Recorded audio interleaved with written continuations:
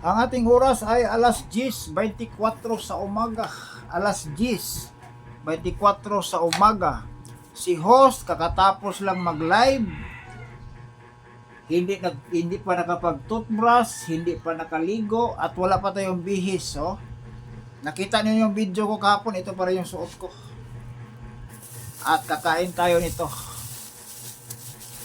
Kain tayo, guys. Ano to? May naglako kasi, guys, tapos parang sakit ang katawan ko, hirap akong gumalaw, parang. So 25 pesos to, anong oras na? Pwede na to almusal. Kasi kanina pagising natin, nagkape lang tayo. Kahit walang tayo.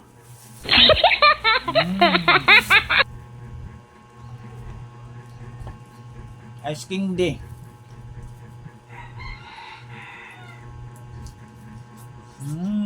Nami. Yummy.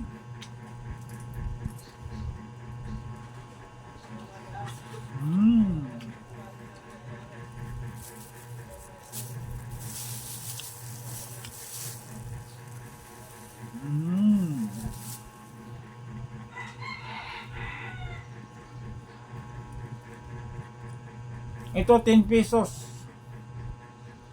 10 pesos, 15 so 25.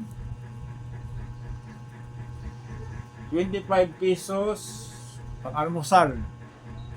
Kape kanina. Pwede na to. Buhay na tayo nito.